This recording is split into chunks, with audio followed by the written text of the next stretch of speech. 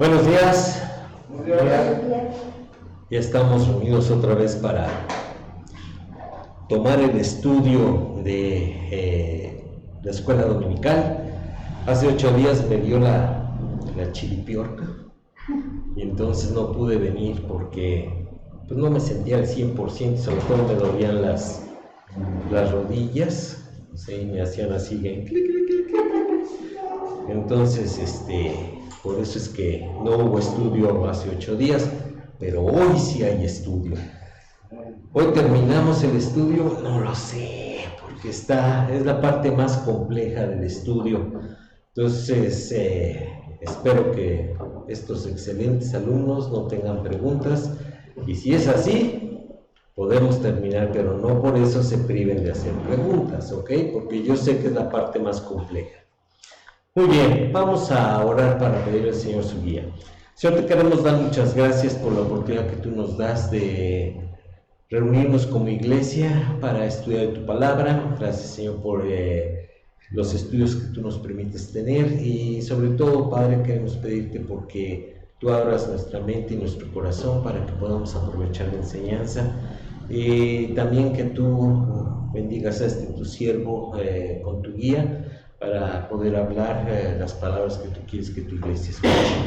Bendice también, Señor, la clase de los niños con Pili y también el mensaje con Memo, para que de la misma manera sea tu Santo Espíritu quien utilice a Memo para compartir tu palabra. Te damos muchas gracias por este tiempo, te pedimos todo esto en los méritos y en el nombre de tu Hijo Jesucristo, por quien también te damos gracias. Amén. Amén. Ok. Estamos viendo el estudio de la persona del Cristo encarnado, ¿sí? Que está basado en el texto de Juan 10, 30 al 38, que dice: yo y el Padre uno somos. Entonces los judíos volvieron a tomar piedras para apedrearle. Jesús les respondió: muchas buenas obras os he mostrado de mi Padre, ¿por cuál de ellas me apedreáis? Le respondieron los judíos diciendo: por buena obra no te apedreamos, sino por la blasfemia, porque tú, siendo hombre, te haces Dios. Jesús les respondió: no está escrito en vuestra ley, yo dije dioses sois. Si llamó dioses a aquellos a quienes vino la palabra de Dios, y la escritura no puede ser quebrantada, al que el Padre santificó y envió al mundo, vosotros decís: tú blasfemas, porque dije hijo de Dios soy. Si no hago las obras de mi Padre, no me creáis, mas si las hago, aunque no me creáis a mí, creed a las obras, para que conozcáis y creáis que el Padre está en mí y yo en el Padre. Ya hemos explicado este pasaje, entonces no tenemos que volver a explicarlo. Sí, aquí en la introducción lo importante es que la declaración ortodoxa, sí, de la persona del Cristo encarnado es que en forma más concisa uno puede describir la persona de Cristo encarnado como completa deidad y perfecta humanidad unidas, sin mezcla, cambio, división ni separación, en una persona para siempre. Que eso es lo que estamos explicando en este estudio. ¿Ok? Ahora, la completa deidad del Cristo encarnado. Él posee atributos que solo Dios tiene, como la eternidad, la omnipresencia, la omnisciencia y la omnipotencia. Sí, vimos a detalle en cada uno de estos versículos cómo cada uno de estos atributos se manifestaba en la persona del Señor Jesucristo. Sí, también vimos que Él hace obras que solamente Dios puede hacer, como perdonar, dar vida, resucitar, ¿sí?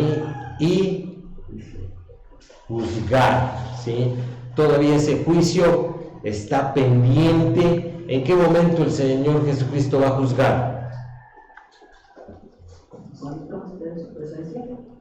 Cuando estemos en su presencia. No, porque no va a ser un juicio para los creyentes, pero ¿cuándo va a juzgar a las personas? Cuando haya cumplido todo. Bueno, va a venir, pero desde antes va a venir a juzgar a las naciones, cuando venga en su segunda venida, ¿ok? Y en el juicio del gran trono blanco. Después de eso, ya no habrá necesidad de un juez, porque todo va a ser cielos nuevos y tierra nueva y la eternidad futura por siempre jamás, ¿sí? En donde vamos a disfrutar de la eternidad con Él. Y también ahí le dieron los nombres y títulos de la deidad. Uno es el Hijo de Dios. Quedamos en que hijo quería decir en griego de la clase de. Entonces cuando él decía soy hijo de Dios, él decía soy de la clase de Dios, que en otras palabras es soy Dios. ¿Ok? Por eso es que querían apedrearlo, porque lo entendieron perfectamente los judíos. ¿Ok? Aquí vienen algunos otros ejemplos. Él le gustaba mencionarse a sí mismo como el Hijo del Hombre, ¿sí? También de la clase del hombre. Y entonces es de la clase de Dios y de la clase del hombre. Precisamente eso es lo que estamos viendo en este estudio. También se le denominó Señor y Dios, ¿sí? Ahí están todos los versículos que hablan acerca de esto, ¿sí? Él, en forma personal, dijo ser Dios. Y eso es algo muy importante. Él dijo, yo y el Padre, uno somos. Si yo de repente les digo que yo soy Dios, ¿qué piensan de mí? Que estoy Lucas, ¿verdad? Sí, estoy Lucas. Entonces, si el Señor dijo que era Dios, solamente quedan dos alternativas. Una es decir la verdad, ¿sí? Él es Dios, y la otra, pues él está loco, ¿ok? Es un mentiroso, es un defraudador, etcétera, etcétera, y no tendría la calidad de ser Dios, ¿sí? Pero como sí es Dios, pues no hay ningún problema, ¿ok? Muchas personas niegan la deidad de Cristo, pero no su humanidad. ¿Por qué? Porque la historia lo dice, ¿ok? No, ahí por eso es que no hay ningún problema, aunque sí, y lo vamos a ver más adelante, de que hay una corriente teológica que dice que pues él no era hombre, y también nos dice ahí en Primera de Juan que una forma de identificar los espíritus es si ese espíritu dice que Dios no vino en carne, Cristo no vino en carne, ¿sí? Y es la manera de identificarlo. Y aquí nos quedamos la vez pasada, ¿ok? Entonces ya nos vamos a ir un poquito más despacio, ¿sí? La perfecta humanidad del Cristo encarnado. Él tuvo cuerpo humano, y esto ya lo vimos en los estudios anteriores. Aunque la concepción de Cristo fue sobrenatural, Él nació con un cuerpo humano que creció y se desarrolló, ¿sí? Vamos a ver ahí que dice en Lucas 2:52. Ahora voy a poner una característica nueva, a ver cómo nos va. Órale, ¿sí? Porque resulta ser que el texto lo veían en internet, pero ustedes no. Entonces ahora ya lo ven tanto en internet como ustedes. ¿Qué dice Lucas 2:52? Y Jesús crecía en sabiduría y en estatura y en gracia para con Dios y los hombres. Entonces, esto nos dice que Él nació como un bebé y se fue desarrollando, ¿sí? Pasó por la etapa de niñez, de adolescencia, ¿sí? Y la madurez física, ¿ok? Y al mismo tiempo que crecía, lo hacía en sabiduría y en estatura, ¿sí? Y gracia para con Dios y los hombres. ¿Qué tan alto era el Señor? Más bajito que el pastor, más alto que tú. No, más alto que yo cualquiera. Medían un 80, ¿no? Todos medían un 80 en ese tiempo, era el mínimo que medían. No, los judíos en general son chaparritos. ¿Sí? ¿Sí? Son como mi estatura, un poquito más altos. ¿Sí?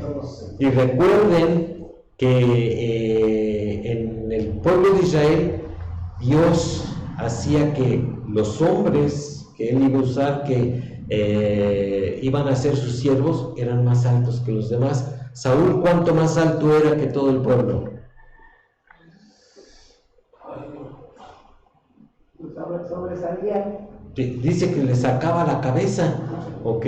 Entonces, Saúl era muy alto, ¿sí? David era alto, Absalón era alto, o sea, este individuo, ¿cómo se llama? El de los pelos, Sansón era alto, ¿sí? Lo que podemos inferir que el Señor era alto, ¿ok? Entonces, por ahí dicen que él medía 1,80 o más. ¿En qué se basan? En el manto de Turín, pero todavía el manto de Turín está en que si es una obra de arte, que si es de veras, que si no, pero el hombre que está plasmado en el manto de Turín mide 1,80, ¿ok? Yo en forma personal creo que el Señor sí era alto. ¿Por qué? Porque él se distinguía por sabiduría y por estatura, ¿sí? Y en gracia para con Dios y los hombres. ¿Qué dice? Y dice, y se llamó a sí mismo un hombre. Vámonos ahí a Juan 8:40.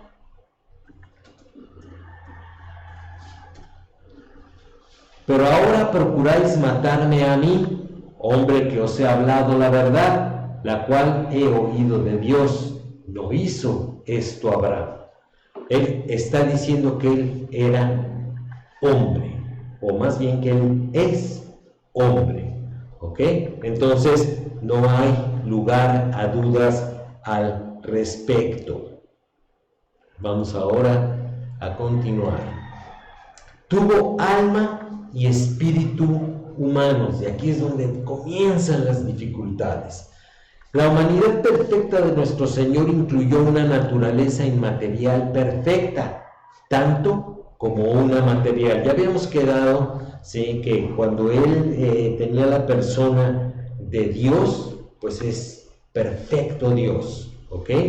Pero también tuvo una naturaleza humana, perfecta humana, ¿sí? Esto significa que sin pecado, sin una naturaleza pecaminosa.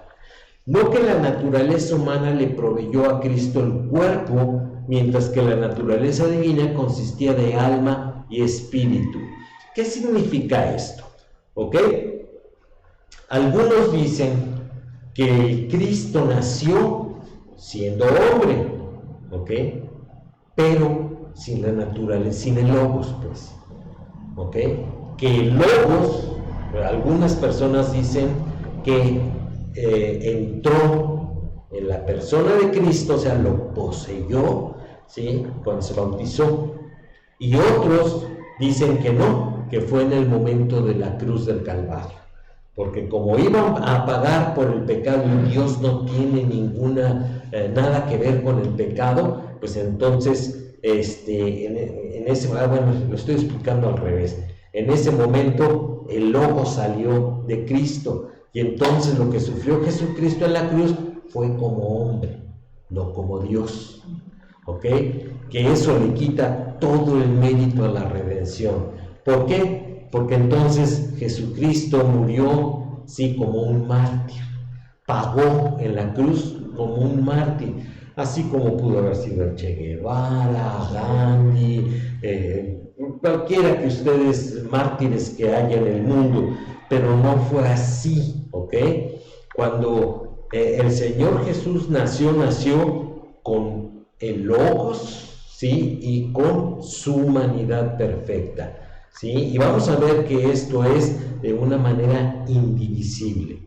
La humanidad era completa e incluía tanto los aspectos materiales como los inmateriales. Vamos a ver qué dice Mateo 26:38.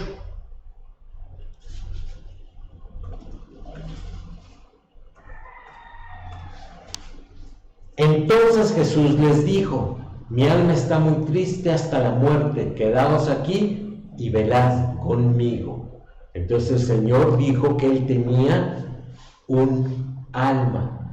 Recordemos que el alma es lo que somos de manera inmaterial. O sea, no solo somos carne, ¿sí? Sino que dentro nuestro hay un alma que tiene la voluntad, ¿qué más? Los sentimientos. Cuando se me duele el alma. Ajá. Me falta uno. Pensamientos. Y el intelecto, ¿ok? Y Jesús también lo tenía así, pero de una manera diferente a la de los hombres. ¿Por qué? Porque la parte inmaterial del Señor era el Logos, era Dios, ¿ok? Que es muy diferente a nosotros, ¿sí? Estoy haciendo bolas con esta característica, ¿ok? Él exhibió las características de un ser humano. Nuestro Señor tuvo hambre, ¿sí? Vámonos ahí a Mateo 4:2.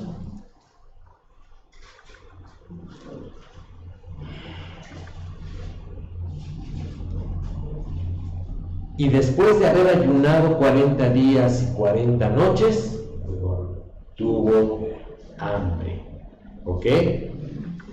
Esta es una característica netamente humana. ¿Dios tiene hambre en el cielo?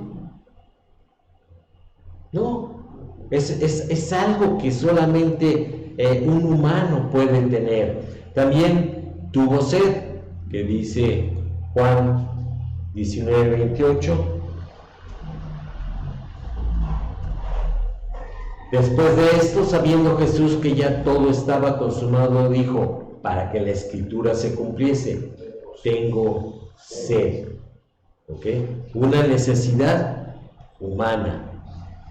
Se cansó, ¿sí? Vámonos ahí al 4:6 de Juan. Y estaba allí el pozo de Jacob. Entonces Jesús, cansado del camino, se sentó así junto al pozo. Era como la hora sexta, o sea, más o menos como las 12 del día. ¿Ok? Entonces, pues él andaba caminando y ese caminar producía en él cansancio. Así como tú y yo, cuando caminamos en el sol, ¿sí? Pues también nos cansamos. Experimentó el amor y la compasión. Mateo 9:36.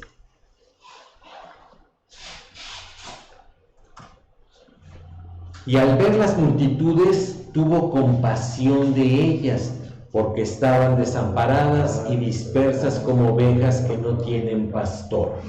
¿Ok? Entonces, realmente esa compasión, ¿sí? Era la compasión que una persona como tú y yo podemos tener. ¿Ok? También él lloró, que dice Juan 11:36.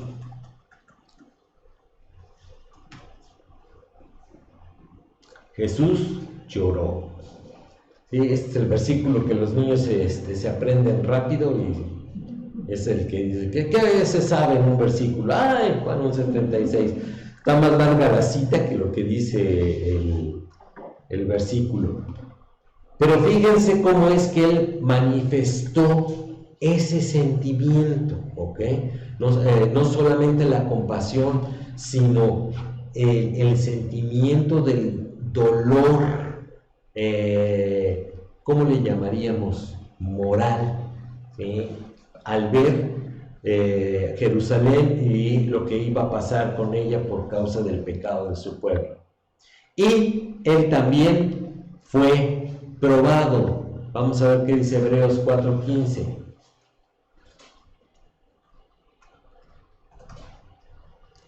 Porque no tenemos un sumo sacerdote que no pueda compadecerse de nuestras debilidades, sino uno que fue tentado en todo según nuestra semejanza, pero sin pecado. Fíjense cómo dice, tentado en todo según nuestra semejanza. Entonces, ¿tú y yo tenemos tentaciones? Sí. El Señor Jesús también las tuvo. Pero Él tuvo victoria sobre ellas porque Él era sin pecado. Cuando tú y yo estamos en perfecta comunión con el Señor, ¿sí? El pecado puede pasar hacia nuestro lado y no lo vemos. ¿Por qué? Porque tenemos nuestros ojos puestos en el autor y consumador de la fe. Y eso nos libra. ¿Ok?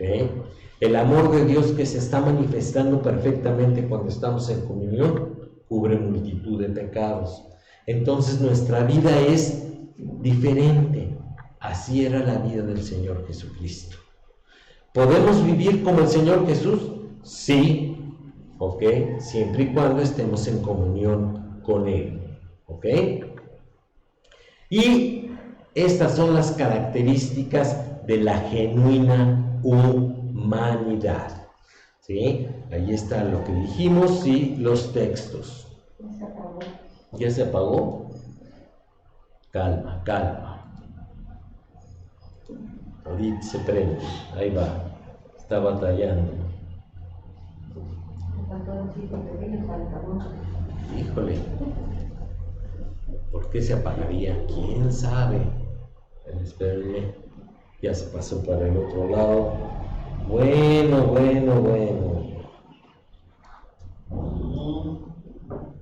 Uy, espérenme.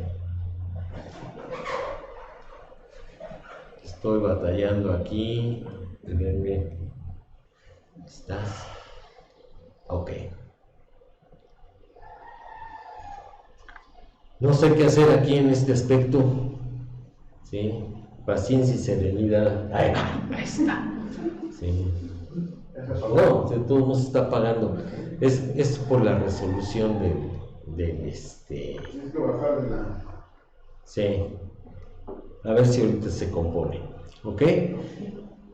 Él fue llamado por nombres humanos. Su designación favorita de sí mismo era Hijo del Hombre. Más de 80 veces lo utilizó. Este nombre lo vinculaba con la tierra y con su misión terrenal. Recordemos que la misión del Señor Jesucristo cuando Él nació en este mundo era la redención de la humanidad, ¿sí? Y todo lo que Él hizo durante su vida fue identificarse con la humanidad, sentir como que nosotros sentimos, pasar por las mismas cosas que pasamos, para que nosotros entendiésemos que Él verdaderamente era nuestro representante delante de Dios. Por eso dice, la Biblia dice que es el perfecto sumo sacerdote. ¿Ok? ¿Por qué? Porque estaba completamente identificado con la humanidad, ¿sí? Y hacía hincapié en su humildad y humanidad. Vamos a ver qué dice Mateo 8:20.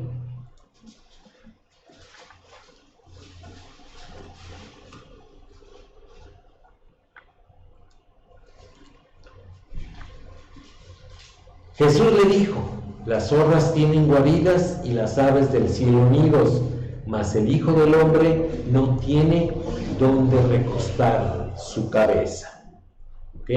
Ahí está hablando de la necesidad del sueño, pero al mismo tiempo no tengo. O sea, a veces que, ¿cuál era su almohada del Señor? Pues una piedra. ¿Ok? Y pues él se tapaba con su manto, lo que demuestra que él verdaderamente tenía la identificación con las personas humildes. No porque sean mejores que los ricos, esto tiene que quedar bien claro. Los ricos también tienen necesidad, ¿sí? Pero como el mismo Señor Jesús lo dijo, pues los ricos están en sus casas, en sus palacios. Dice: yo no vengo a estar así, yo vengo para hablar con la gente común. Y él se identificó como una persona común, ¿ok?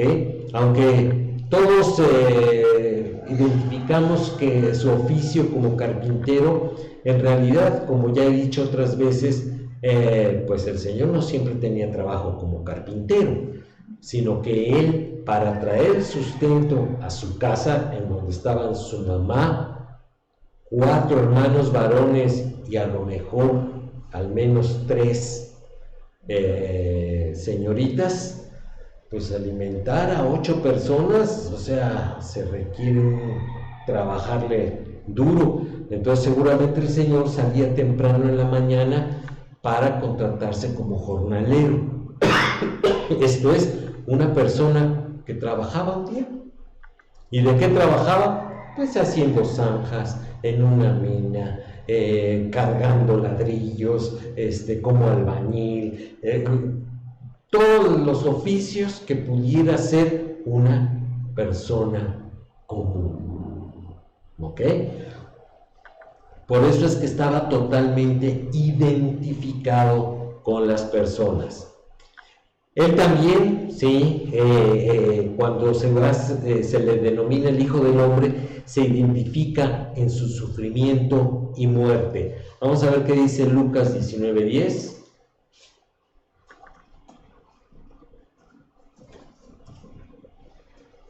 Porque el Hijo del Hombre vino a buscar y a salvar lo que se había perdido.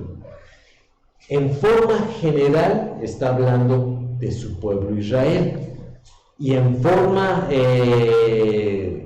pues más general todavía es a la humanidad completa. ¿Ok? Y en el reino futuro como el Rey de Reyes y Señor de Señores. Vamos a ver qué dice Mateo 24:27.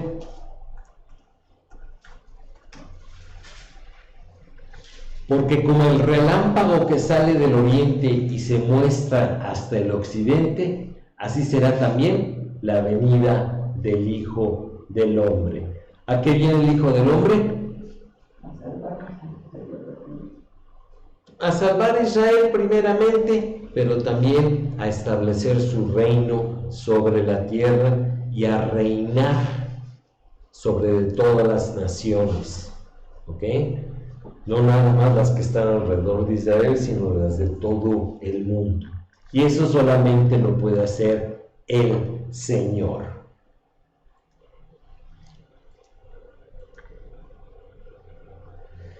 Ahora, la unión de la deidad y la humanidad en Cristo encarnado. Y aquí viene ya la carnita del estudio, ¿ok?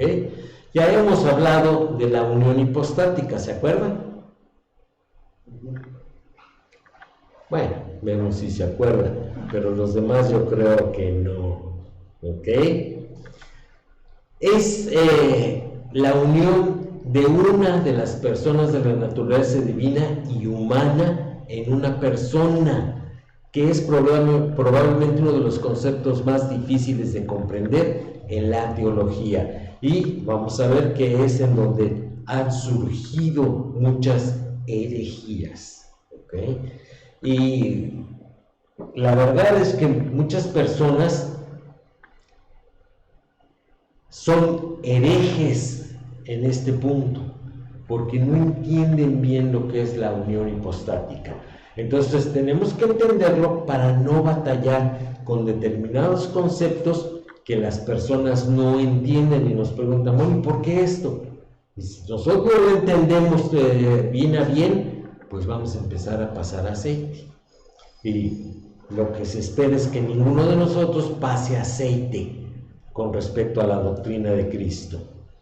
El tratar de relacionar estos dos conceptos con la persona de Cristo, es la deidad y la humanidad, añade complejidades a ideas que de por sí son difíciles de comprender. ¿Ya los espanté? Bueno, ahora vamos a ver lo que es el significado de naturaleza. Y aquí vienen los problemas.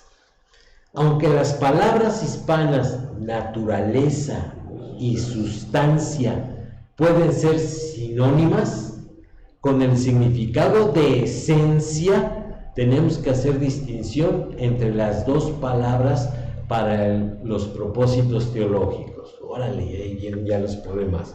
Definan naturaleza, sustancia y esencia.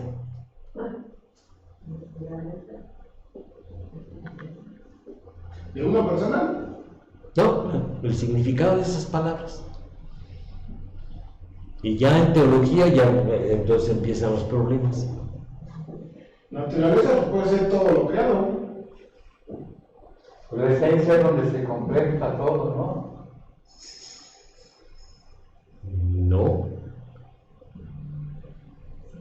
Naturaleza, sí es cierto lo que dijiste, pero con respecto a la persona, a la humanidad, pues. Ah, ¿verdad? Como que no tenemos bien a bien el significado de las palabras. Ahora, vamos a ver. Naturaleza, ¿sí? Está hablando de la esencia, ¿sí? De lo que es, ¿sí? Algo. ¿Sí? ¿Qué naturaleza tiene una piedra? Sólida. En general es un sólido, pero en particular puede ser una piedra caliza, puede ser una piedra ígnea, puede ser, tiene diferente naturaleza, ¿ok? Y sustancia.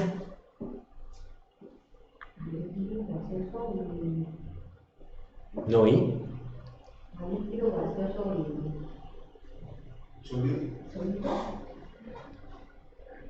Bueno, este sería un ejemplo, pero en palabritas de definición. Nuestra alma, esencia, es nuestra esencia, como nuestro carácter. Ser calabada, ¿sí? La sustancia es lo que uno es de forma natural, ¿sí? Y esencia comprende las dos cosas, ¿ok? Entonces, es la naturaleza y sustancia de algo, ¿sí? Utilizamos en nuestro lenguaje común y corriente la palabra esencia, ¿sí? Que no es el olor, ¿sí? Como un perfume, sino lo que es de una manera que lo distingue de lo demás, lo que es de forma, ahora sí que valga la redundancia, natural, ¿sí? Y eso es lo que tenemos que comprender en cuanto a la unión de la deidad y la humanidad en el Cristo encarnado. Tenemos que entender que esa esencia divina y esa esencia humana estaba en la persona del Señor Jesucristo. Y eso a veces es difícil de entender y tenemos que hacer algunas separaciones de algunas cosas para que podamos ver la dificultad y los problemas que atrae. Si se concibe una naturaleza como entidad sustantiva, esto es lo principal, entonces serían lo mismo, y el Cristo encarnado consistiría de dos sustancias y esencialmente serían dos personas, como lo enseñaba el nestorianismo, ¿ok? Es una corriente teológica que decía que Jesucristo en realidad era dos personas, era el Logos y Jesús. Pero entonces, ¿Jesús era dos personas? Empiezan los problemas, como lo decía yo hace rato. Entonces, ¿Él enseñó como Dios o como hombre? ¿Él sufrió como Dios o como hombre? No pueden ser dos personas, tiene que ser una sola, ¿ok? Pero si naturaleza se considera como un complejo de atributos, aquí entendamos la palabra complejo como conjunto de atributos, este error se evita más fácilmente. La persona de Cristo encarnado retuvo el complejo total de atributos divinos, esto es, cada uno de los atributos conforman la persona de Dios, ¿sí? Y posee todo el complejo de atributos humanos esenciales en un ser humano perfecto, ¿ok? Entonces él era un hombre, como lo somos tú y yo, pero sin pecado, porque es perfecto, ¿ok? Lo más cercano, ¿sí?, a la perfección de la humanidad sería cuando Adán y Eva, ¿sí?, aún no pecaban, ¿ok? Ahí se les dice, no, pues es que eran inocentes, ¿sí? Sí, la inocencia es un atributo de la humanidad y el Señor Jesús la tuvo, ¿sí? Pero ya hemos explicado esto en otras ocasiones, ¿sí? La humanidad del Señor Jesús era totalmente humana, pero sin el factor o el gen del pecado, ¿ok?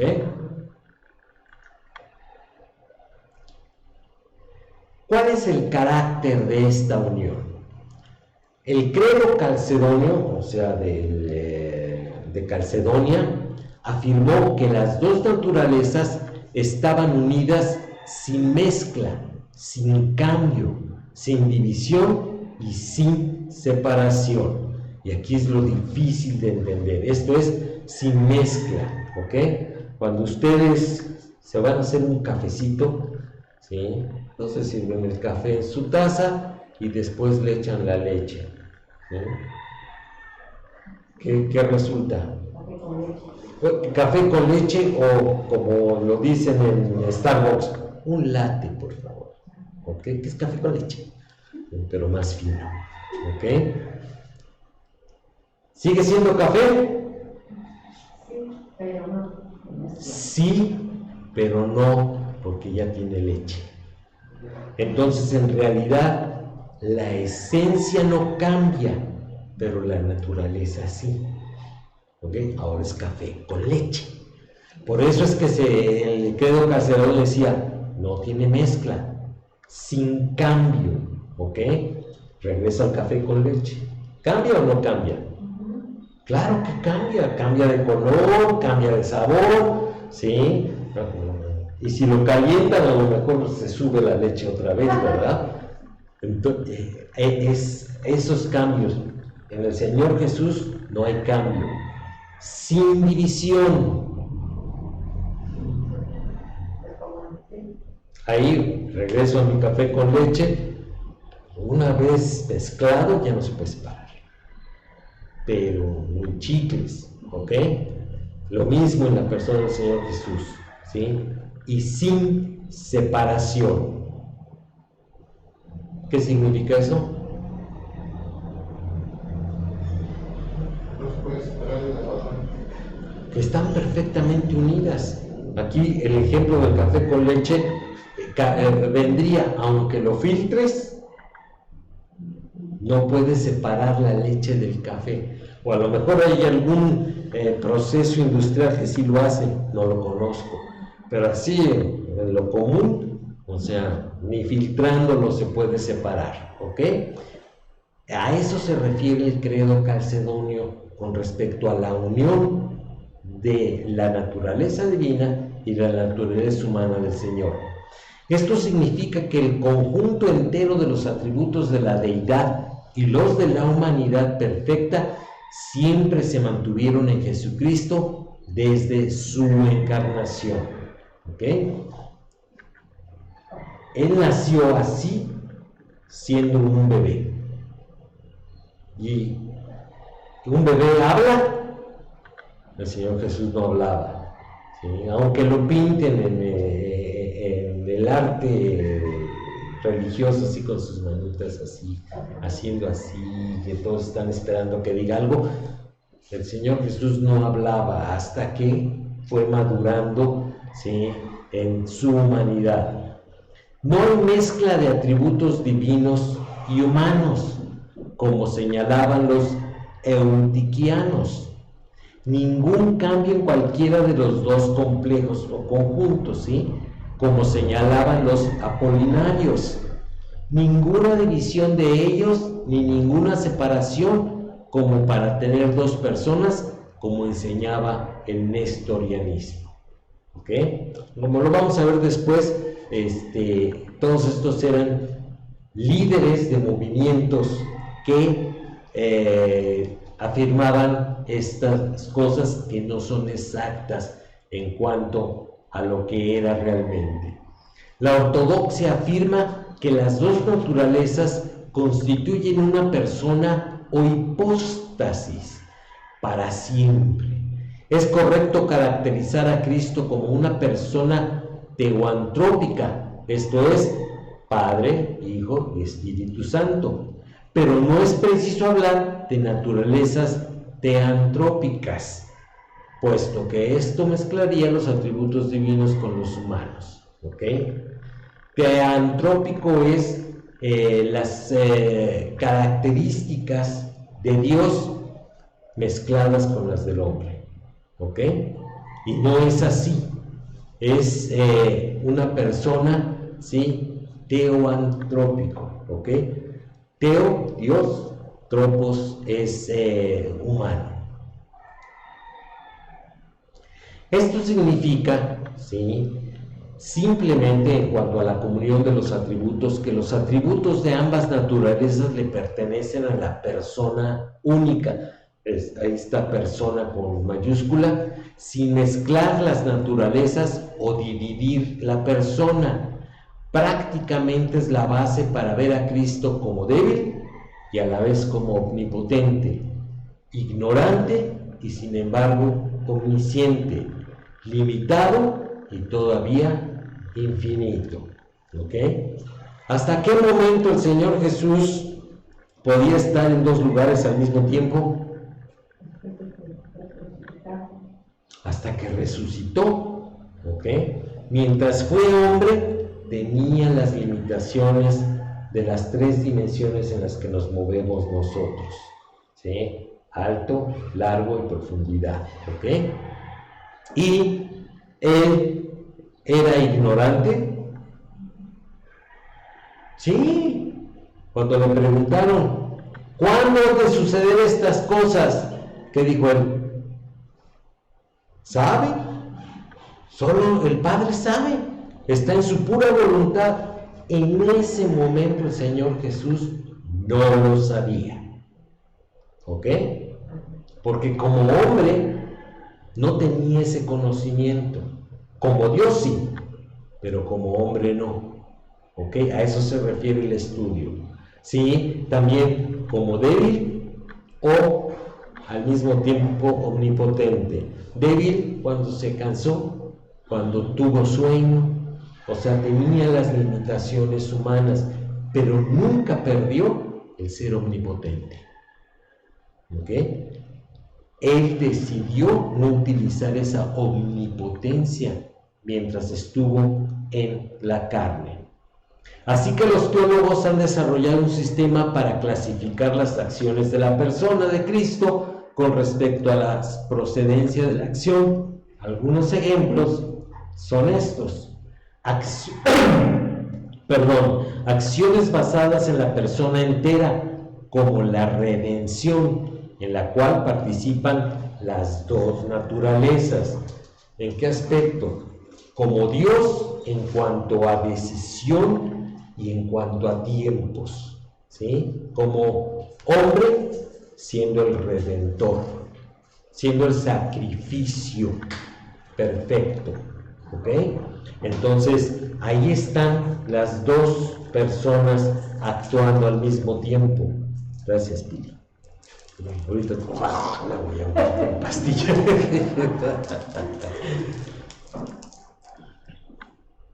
Siguiente. Acciones basadas en la naturaleza divina, aunque la persona entera es el sujeto. Acuérdense que no hay división. ¿Ok?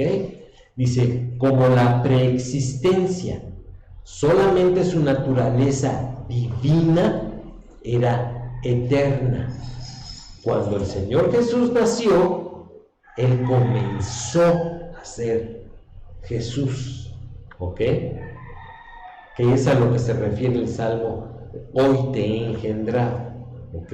No porque comenzara a existir, ya vimos que Jesús era preexistente en la persona divina. ¿Ok? En su naturaleza divina. En su naturaleza humana Él comenzó a ser Jesús en el momento en que fue concebido por el Espíritu Santo, ¿sí? Y acciones basadas en la naturaleza humana, como el tener sed. Dios no tiene sed, Jesús sí tuvo sed, porque ahí era algo totalmente humano, ¿ok? ¿Se alcanzan a ver las distinciones? Para que lo puedan explicar cuando una persona, sobre todo aquellas personas que tienen alguna de las herejías que estaban ahí en el estudio, ¿ok? ¿Qué conciencia tenía Cristo de sí mismo? ¿Qué es la palabra conciencia?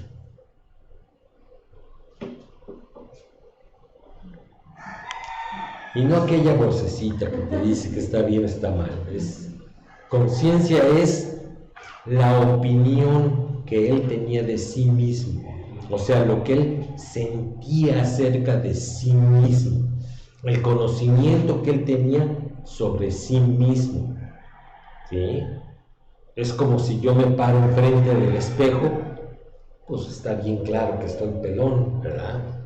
¿Okay? Si me paro junto a Memo, pues es notorio que estoy chaparro, ¿okay?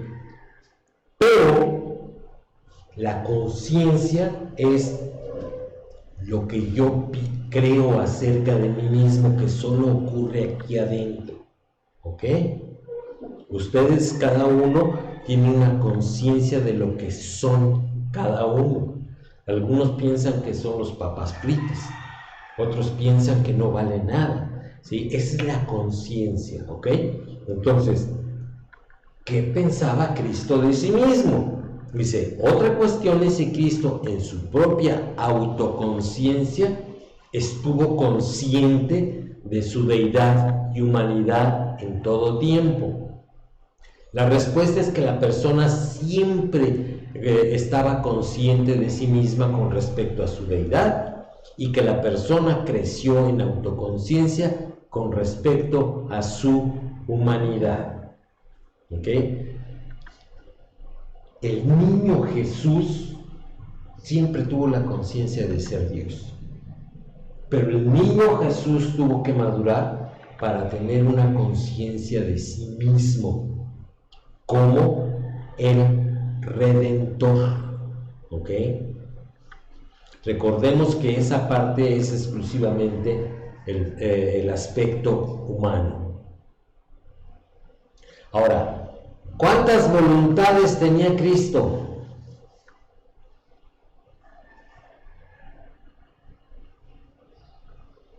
De su padre, ¿no? Nada más. ¿Qué? ¿Cuál? La voluntad de su padre hacerlo.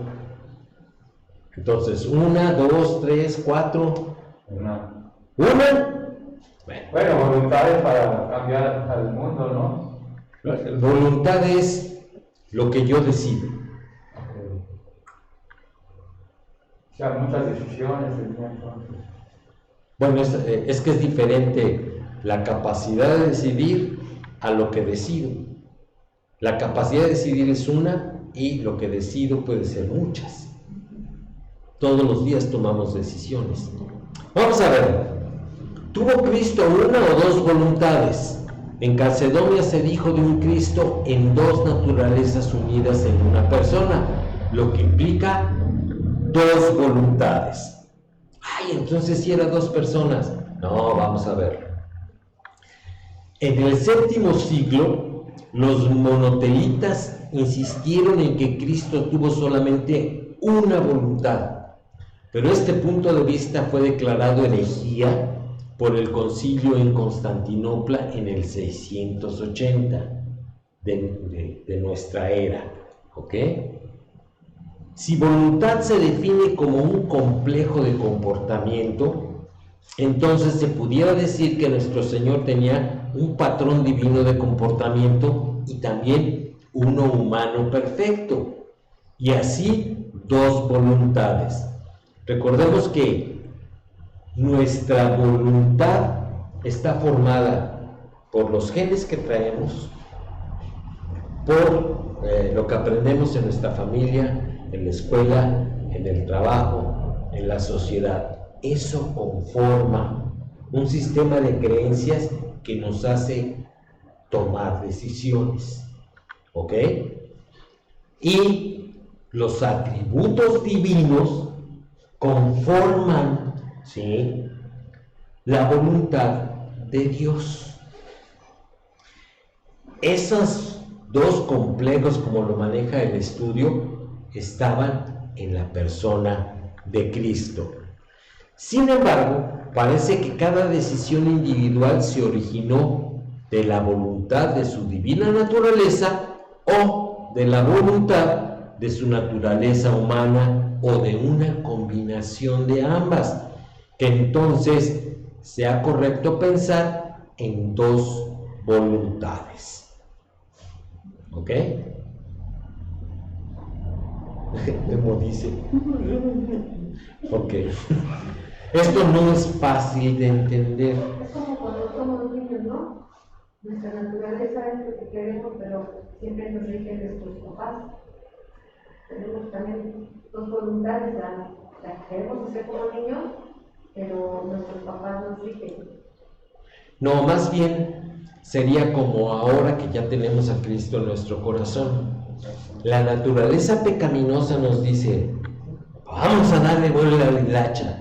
Y la naturaleza divina nos dice, no, porque vamos a ofender a Dios. ¿Ok?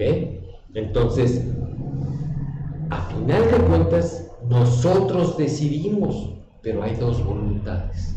¿Ok? Lo mismo ocurría en el Señor Jesucristo. Tiene dos voluntades, una puramente humana y una puramente divina. ¿Ok? Como hombre decía, tengo sed, voy a tomar agua. Como Dios, Él tomó la decisión de decirle a la tempestad, detente. Y la tempestad se detuvo. ¿Ok? Es algo que el hombre no podía hacer, pero Dios sí. ¿Queda claro? Okidoki. Qué bueno, qué bueno. Ahora, viene esta es la historia primitiva de la doctrina. Esto lo voy a leer, pero rapidísimo, porque ya nos quedan nada más 5 minutitos. El docetismo. A finales del primer siglo, Cerinto y los gnósticos enseñaron que Cristo solo aparentaba ser un hombre. El apóstol, doceico. El apóstol Juan se refiere a esta falsa enseñanza en 1 Juan 4, 1 a 3. Ustedes lean ese pasaje. Esta herejía socava no solo la realidad de la encarnación, sino también la validez de la expiación y la resurrección corporal, que es lo que expliqué al principio del estudio. El hedionismo. En el segundo siglo, esta herejía negaba la deidad de Cristo, considerando que Jesús era el hijo natural de José y María, pero elegido para ser el Hijo de Dios en su bautismo, al unirse con el Cristo eterno. Ya lo expliqué al principio de esta sesión. El arrianismo, una herejía que negó la eternidad de Jesús como el Logos. Arrio razonó que puesto que Jesús era el unigénito, tenía que haber tenido un principio. Los arrianos creían que la naturaleza divina de Cristo era similar a la de Dios, homoiousian en griego, pero no igual, homosiuaian. El Concilio de Nicea condenó esta enseñanza en 325 después de Cristo, afirmando que Jesús tenía la misma naturaleza que Dios. El apolinarismo. Apolinar el Menor murió cerca del 390 después de Cristo, buscaba evitar la separación innecesaria de las naturalezas de Cristo. Él enseñó que Cristo tenía un cuerpo humano y un alma humana, pero que tenía el Logos divino en vez de un espíritu humano.